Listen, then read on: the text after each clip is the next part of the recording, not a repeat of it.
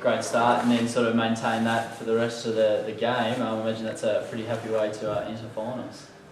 I don't know, it seemed a bit harder than that.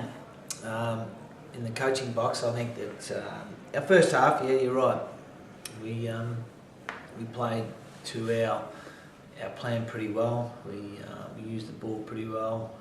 Jones was really active for us forward, defended well. But yeah, the second half, I just felt that we probably, to me, it almost like we were just playing for the line. We didn't probably force the issue enough. But I think probably even full credit to Northern Blues, the way they really turned it into a real probably one-on-one game, and that.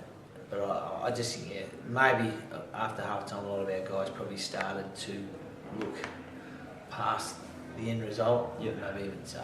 But look, still at the end of the day, I'm pleased with the way the players fought the game out. We just probably had those lapses for 10-15 minutes in the second half. And Jones obviously really dominant up forward. How did you see his game? Yeah, no, Jones, he's a very good player. He's a great talent, there's no doubt about that. So it's about him being able to produce it, and also add other parts to his game. That's important to AFL football now. It's not just marking and kicking goals. There's a lot more to it now. And Jonesy's, he's as a young talent has still got areas that he's still working on. The boys have finished off with 2 strong wins to end the year. Must be happy with how the team's looking heading into finals now. Yeah, look, our last year, as you say, our last couple of games were against pretty good opponents. So, on both sides were wanting to win, obviously, to make finals. So for us to I still feel that we sort of scrounged to win. We only scraped through. We didn't play with how I know we can play. So. But sometimes, that's what you have to do. And sometimes that's what finals are. They're all about just fighting and scrapping every contest, and and getting 12 or 13 goals enough to win. So yeah, look, I think the last couple of games we've been challenged pretty strongly, and we've stood up.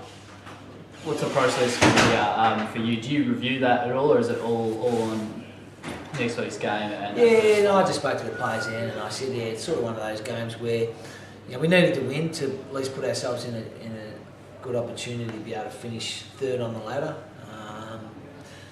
The higher the better, as far as we're concerned. But we'll probably take bits and pieces out of today. But I think it's more about now. What we'll do is we'll recover, always review the game, because there's always learning points. There's no doubt about that. But probably a fair bit of our focus, I'd say, once we know who our opponents are, we'll go on to them.